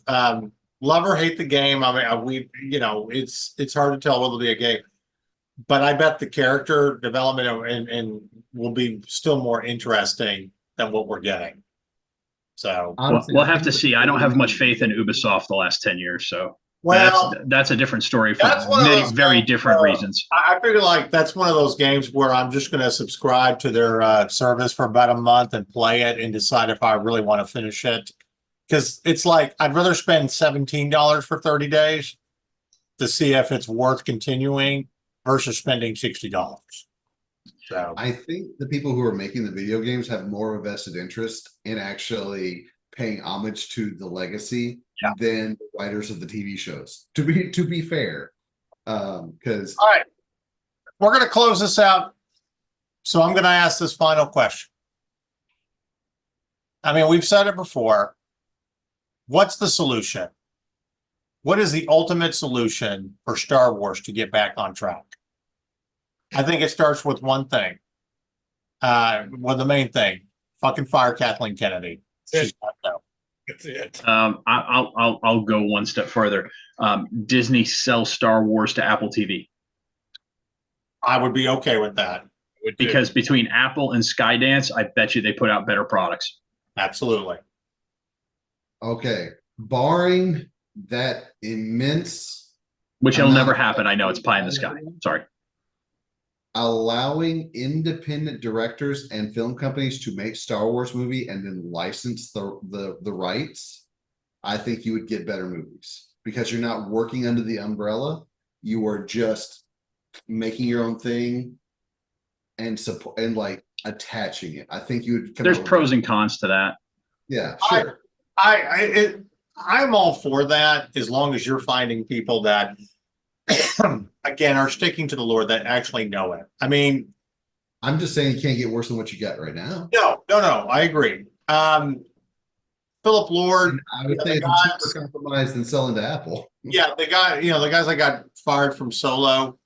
I still like Solo as a movie. It's a very fun movie, but I'm also very, very interested in what their vision would have been. What Lord Miller's version would have been like. Yeah, Me too. but the same thing for if they had done Colin Trevorrow's script for Rise of Skywalker. Okay, Yeah. but it obviously was a good story that went against the agenda, of Darth Kennedy. So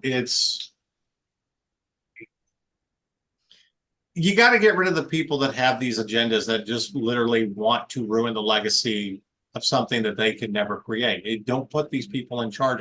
At least Favreau and Filoni have paid homage. I love the fact that Favreau was very excited that he saw the Mandalorian's gun in the animated thing in the holiday special, and they made that into the show. Okay. Sometimes it takes a fanboy to make something good that understands.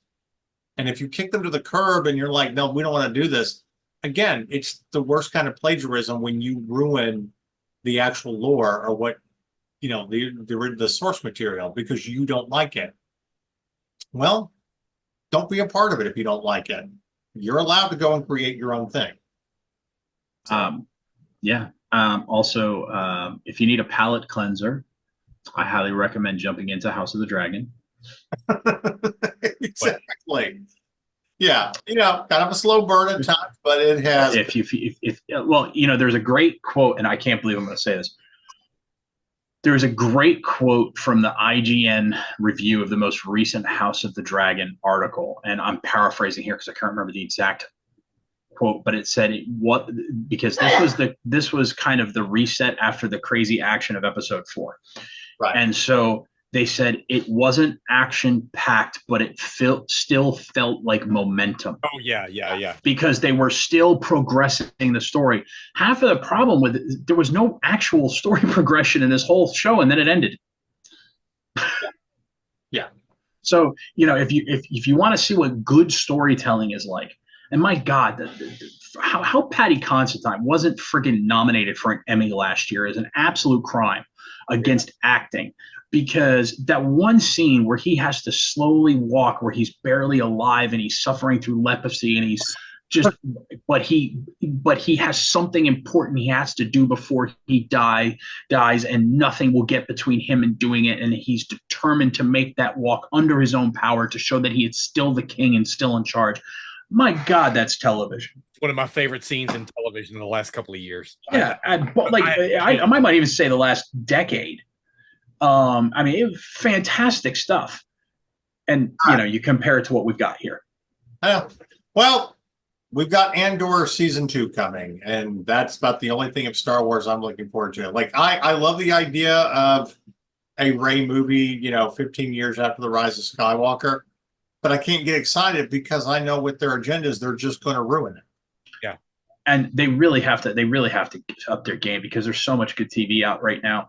Like, I can't decide who I want to win the Emmy for Best Actor in a Dramatic Series because do I want Walton Goggins to win for Fallout, or do I want Hiroyuki Sanada to win for Shogun, or or do I want what did you say?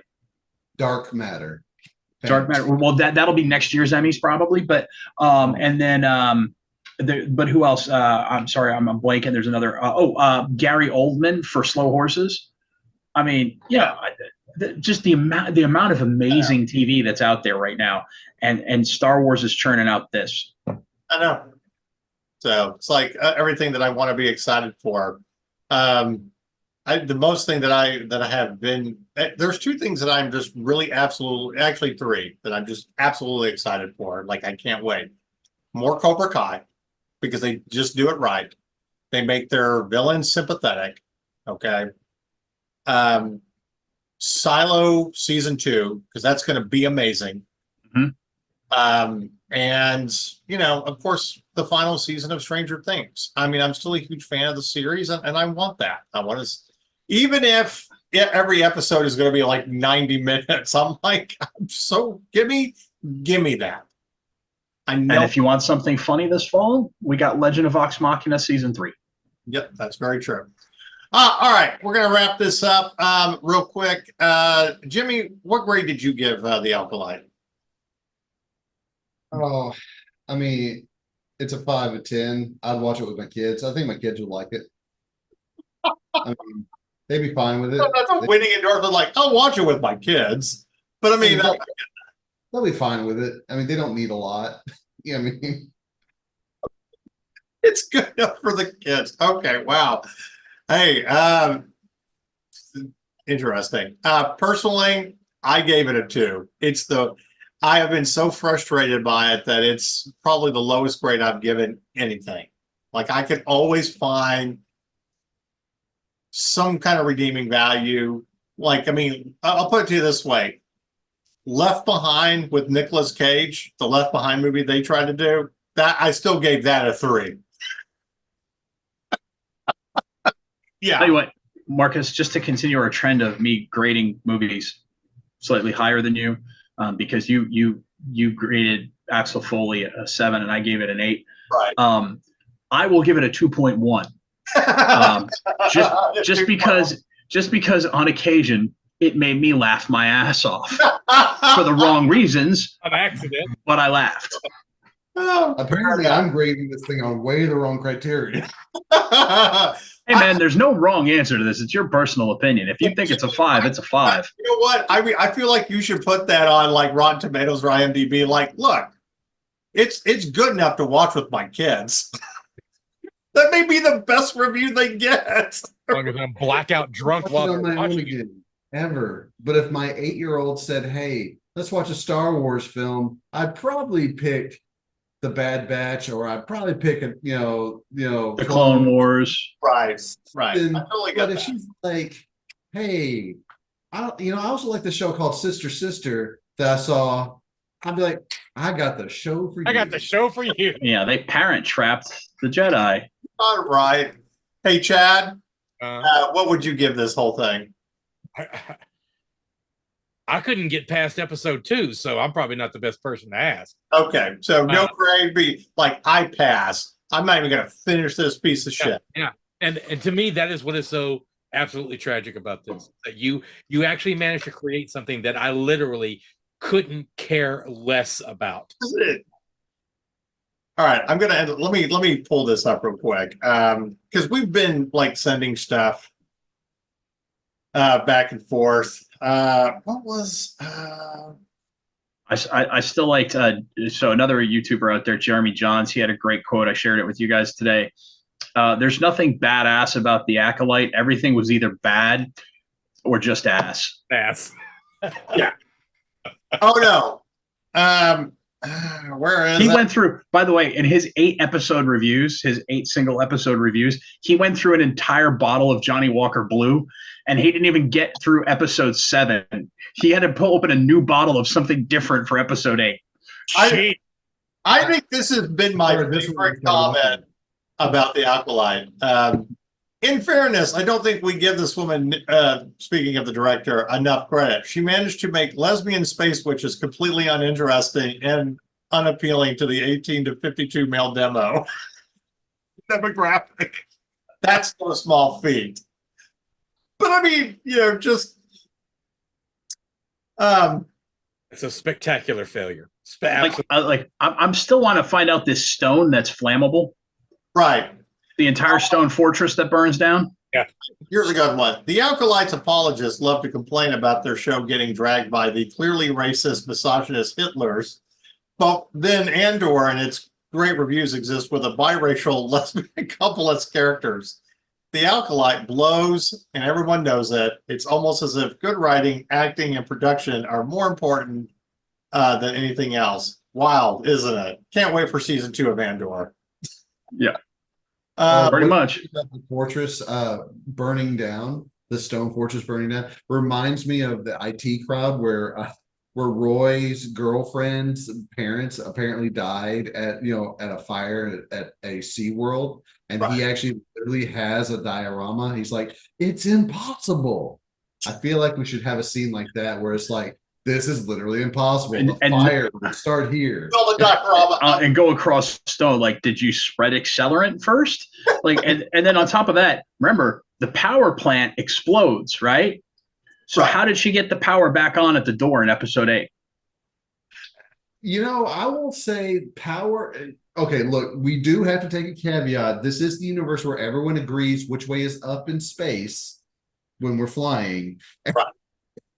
So, and it is a world of space magic, but I do agree with you that it's kind of dumb that the elevator worked. Look, I will give one defense in the suspension of disbelief, because we did grow with MacGyver, where we still truly believe that duct tape, a Swiss Army knife, and a paper clip could somehow build a bomb. And by the way, I still absolutely love, that's my favorite blooper of SG1. I forget the actress's name, Amanda something other, when they were kidding around on set and they couldn't decipher, they couldn't get it Amanda wrong. Tapping. Yeah. And she's like, "What are you kidding? You're like MacGyver. You were MacGyver, McGinty. And all we need is duct tape and paperclip, and you can't get it." Just the laughing from the crew and the look on Richard's face. I'm like, Anyway, as I said, sometimes you have to have this suspension. I want a Jedi movie with him. That's what I want him to like have to MacGyver a lightsaber back together to save the day. I That'd be would watch that. All right. I would. Final quote that just absolutely drives me nuts about the director who doesn't get it. Showrunner Leslie Headland says critics who take issue with Anakin Skywalker origin retcon is paying attention to the wrong aspect of the story. Or you're a shitty storyteller and we're paying attention to the right aspect of how you are just retconning everything because you have no creative talent whatsoever. My question is, what aspect do you want us paying attention to? Because most of them sucked. Yeah. I mean, I don't know what you're going with here. Like, the Sith are not really bad. And, oh, by the way, we have, this very diverse cast. And I'm like, I don't know what this, I can't do it anymore. This was our. You can always tell when a movie's going to be trash or a show is going to be trash because they don't talk about how good the story is. They talk about how diverse the cast is. Andor had one of the most diverse casts. Rogue One had one of the most diverse casts you will ever see. There was Asians, there was Black people, there was white people, there was Hispanic people. There's people of all colors, races, creeds, genders, whatever. It was never brought up in the marketing. You want to know why? Because they didn't have to, because they didn't need to hide behind it because they had a good product. Yeah. And they knew it would stand on its own. As soon as they start bringing that up, as soon as they start bringing it up before the show comes out, I'm like, oh, it's going to be garbage because they're setting up a defense for when everybody goes, wow, this is trash. They're going to be like, you're racist. Yeah. Hey, I'm sorry if we're so racist as 4 straight white male dudes because we want better storytelling. I apologize for my so-called racism just because I want better storytelling with diverse, strong-willed female characters that, actually do something and aren't shitty. Anyway, I'm just like, I can't even do it anymore. We need to unleash Dave Chappelle on Leslie Headland and say, or you could shut the fuck up. Yeah. That's one of my greatest clips too. This is why I love Dave Chappelle. Or you can shut the fuck up. So yeah, no more. What they didn't understand is that we were supporting Juicy Smollett with our silence because we knew that dude was clearly lying. Oh my gosh! All right, well, tweet us at or I guess do we still stay tweet? I don't know. Yes, we will. Yes, we still say tweet. Everybody says tweet except for Elon. Yeah. Well, anyway, it's still Twitter to me. If I say tweet X us me out at That Nerd Show. Let us know your thoughts about if Star Wars is really dead. We hope you watch this, listen to our actual constructive arguments about why this show is bad and why Kathleen Kennedy has ruined everything. Yeah. Before we go, breaking news. Literally breaking news right now.